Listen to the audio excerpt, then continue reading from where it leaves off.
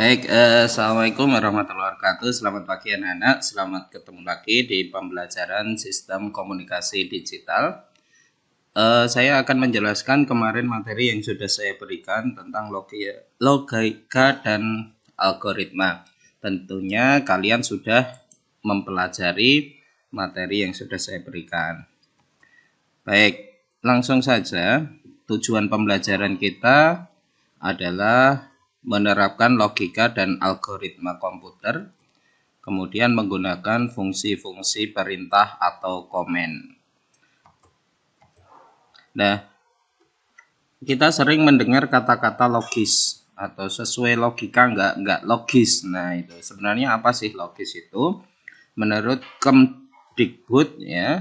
Jadi menurut Kemdikbud, logis itu ada dua kriteria. Yang pertama masuk akal, yang kedua memenuhi hukum logika. Jadi hukum logika itu apa? Ya runtut, kemudian sekuen dan sebagainya. Masuk akal ya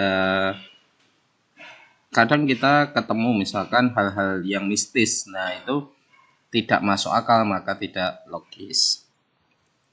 Kemudian pengertian algoritma. Algoritma itu diambil dari nama ilmuwan Arab yang menemukannya, yaitu Abu Ja'far Muhammad Ibnu Musa al-Khwarizmi.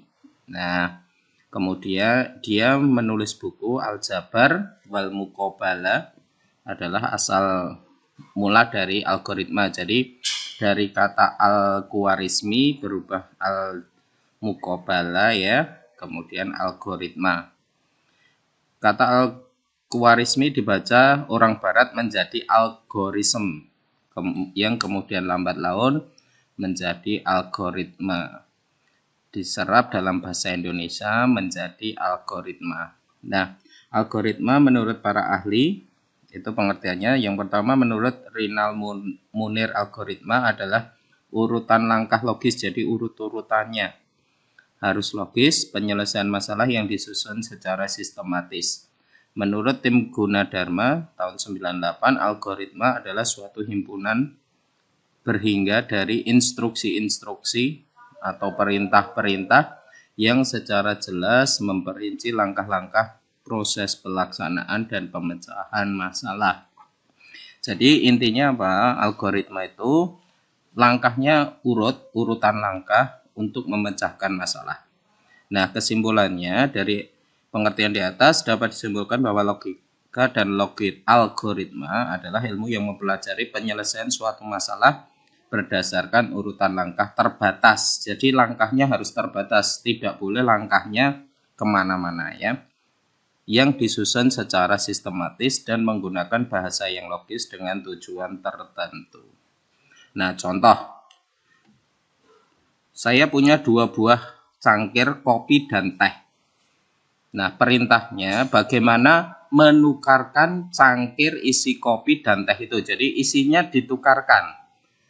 Nah, itu caranya bagaimana? Apakah ya dituang kemudian dicampur? Kan tidak mungkin, maka nanti jadi campuran kopi dan teh.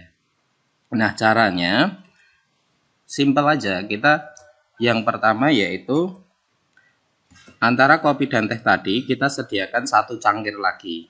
Nah, kemudian tehnya kita tuangkan ke cangkir yang kosong, kopinya kita tukarkan ke teh, kemudian tehnya kita tukarkan ke kopi. Cangkir yang awalnya kopi. Nah, setelah itu kan sudah tertukar. Nah, dari contoh tadi, ciri-ciri algoritma itu yang pertama adalah finiteness atau keterbatasan. Jadi harus ada ujung dan akhirnya dalam mengerjakan sejumlah langkah. Yang kedua, definites, kepastian. Ya, jadi langkahnya harus pasti. Ini. Tidak boleh ini atau ini atau ini. Nah, itu nanti akan mengembang kemana-mana.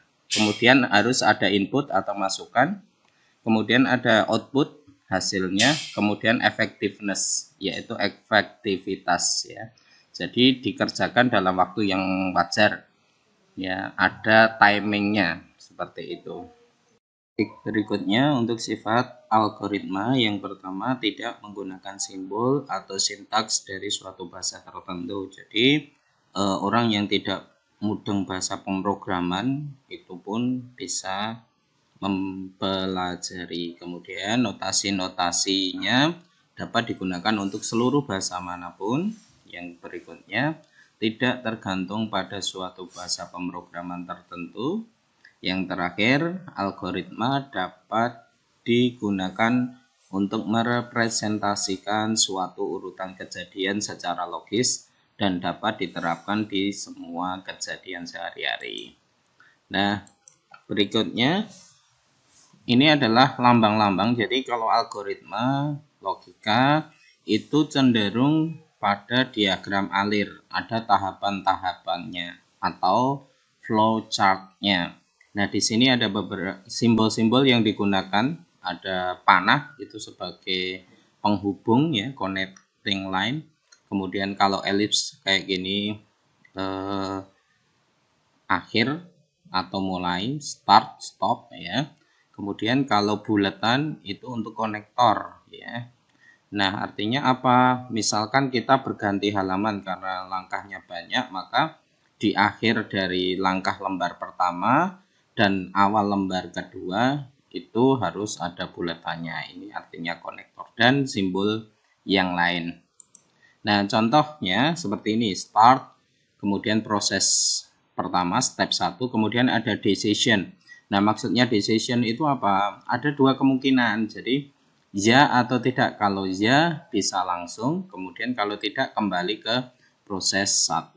Nah, kemudian kalau ya lanjut proses 2. Nah, di sini ada bulatan, artinya apa? Ini sebenarnya ada lanjutannya, cuma dia tidak cukup, maka dilanjutkan di sampingnya. Nah, sampai terakhir. Contoh nyata, kita membuat flowchart penggantian ban ya. Karena di tengah jalan bannya rusak, meledak atau bagaimana ya.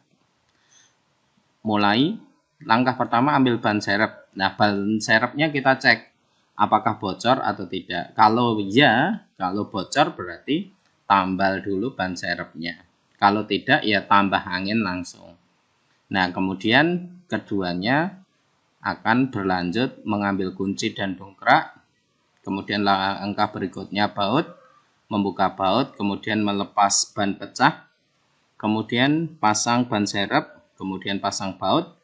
Nah, sudah ban serepnya terpasang selesai. Nah, itu adalah contoh dari flowchart untuk mengganti ban yang pecah. Nah, baik, tugas kalian adalah membuat flowchart penggantian oli mobil. Ya, jadi nanti ditulis kemudian diupload. Oke, itu aja pertemuan kali ini. Selamat belajar, semoga sukses. Assalamualaikum warahmatullahi wabarakatuh.